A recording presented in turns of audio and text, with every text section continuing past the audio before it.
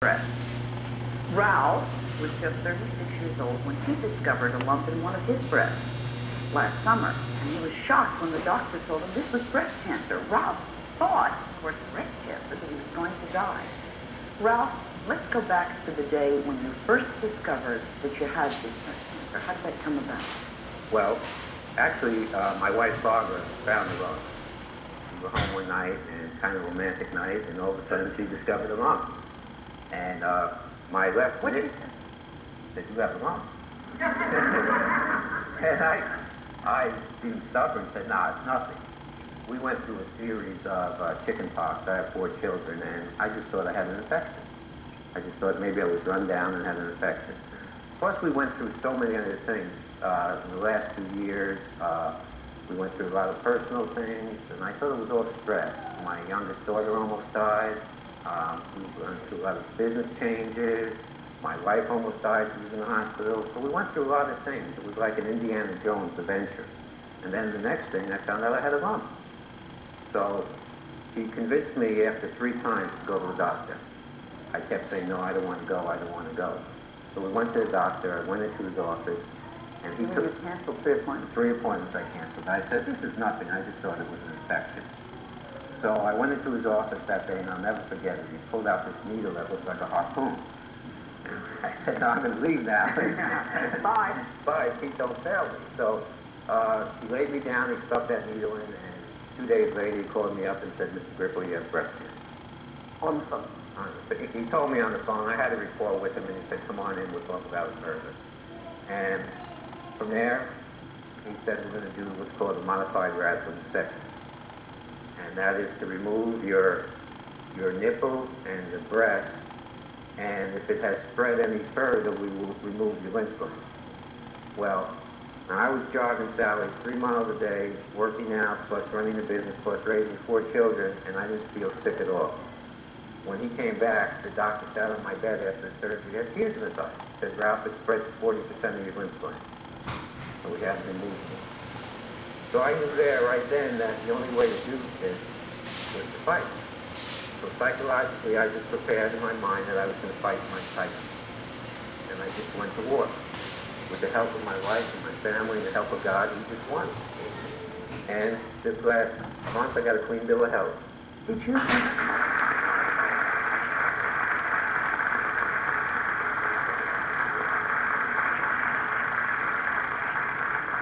I'm getting the feeling that you're very scared. Were you? I'm scared stiff. I was scared. In the beginning, when he first told me I had cancer, I wasn't scared. I became frightened when they wheeled me in to the operating room. And the doctor, that's when I got nervous. But I felt at peace that my family would be protected because of my insurance benefits, and I felt at peace that my soul, I was at peace with God. So, and I really thought I was going to die. And the doctor kind of broke the ice because he came in, and I was half knocked out, and he said, "Grippo, appendix, right? Then take out your appendix." But that was okay, because I laid there and said, "Thank God you didn't say castration." So from there, the next thing I woke up, I was in tremendous pain. I didn't realize the pain that it caused, because I guess all the pressure from the operation and laying on it, my wife told me I was crying for the pain, rolling. My back felt like there was a knife in it, even though it cut through the front. And I was in pain for 10 days. And then I was in the hospital for about 2 weeks, and then we started chemotherapy. Well, tell me about, you didn't lose your hair. No, in fact, I let my hair grow longer. Psychologically, I did that, but the chemotherapy was terrible. If I had to relive the whole thing, I would take the operation over chemotherapy. Really? Because you feel sick, you feel, I gained 25 pounds on chemotherapy because I felt I was always nauseous. I felt like I was always going to be sick. Plus, I felt I was going to die, so I said, "I'll eat anything."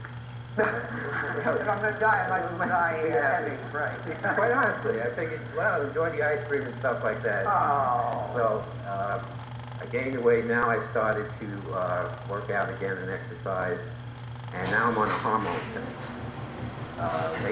The purpose of the hormone pill is to prevent the cancer from coming back. So I can relate to many of the women in the audience that came to life.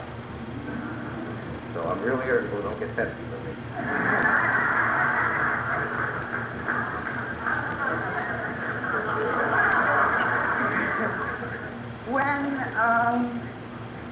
When you think about this, or when you tell people, and I don't know if you do, I don't assume you want people sign, but this has got to come up in conversation. The idea that a man has breast cancer, that he had an operation, that he had the chemo, that all of this was taken out, that's something that women do. And I mean, don't people just go, aren't they shocked at this? I mean, when I heard about you, I was shocked. A lot of people are shocked. But a lot of people's hearts go out. It's a shocking thing. It's been a real emotional year for us. I had a close friend of our family's 27, a female that died of breast cancer. So it's been a shocking thing in many ways. But was she with you when you were having your operation? She came to visit me in the hospital and said, "Don't worry, you're going to be all right, because I do it." Oh, no. She's a beautiful woman, the mother of 3 children, and so it's been an emotional year. The thing, though, is that I realize you can't give up. No matter how you feel, you have to keep fighting. Because the chemotherapy, to me, I had a fight the first day I met my oncologist. I walked into his office, and to me, in my mind, I met this doctor, I thought he was a mad scientist. I looked at him and I started yelling at him. "You're not going to put poison in me. You're not going to make me a guinea pig because I'm a male with breast cancer." And I almost started crying. Then he started talking to me. And he said, "Ask Barbara." I just went into shock. He's looking at me and I just went. And I said to him, "You're not going to put Drano in my system to clean out a pipe." That's how I looked at chemotherapy. And then he just calmed me down. He came back the next day with studies from around the world how to treat men on breast cancer. So just because I'm ignorant of it, and a lot of other people may be too, doesn't mean that it isn't there and it doesn't exist. So, let's talk about Leonard. So you might think about the fact that it has a higher incidence of breast cancer. Whose family is this attractive? Can I get you two to stand up? This is Ralph's family, right? First name? Barbara. Hi, Tara and Barbara. You've had a heck of a time.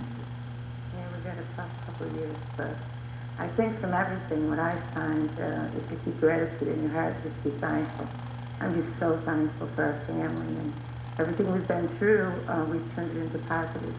How? Well, with the help of God, and we do have a strong family unit. We reevaluated our entire family through all of this, and I just find myself every day being thankful. I'm thankful for life. And we have so much.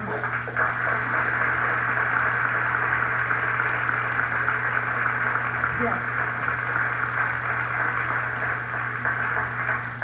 I think there's a lot of reevaluation done after you go through something like this. And you do wake up, you go through something like this. And you do wake up and smell the roses, and when the sky looks bluer and everything is, you appreciate everything. Those are old cliches. They really are, but they're it's really very true. Am I going to assume, how many children do we have and where are they from? Yeah, this is my oldest daughter, Tara, from South Korea. And our 2 sons are twins, who are 7 years old, they're also from Korea. And our little baby, she's 2 years old, and she's from here. Gorgeous family. I saw them in the green room. We'll take a break. We'll be right back.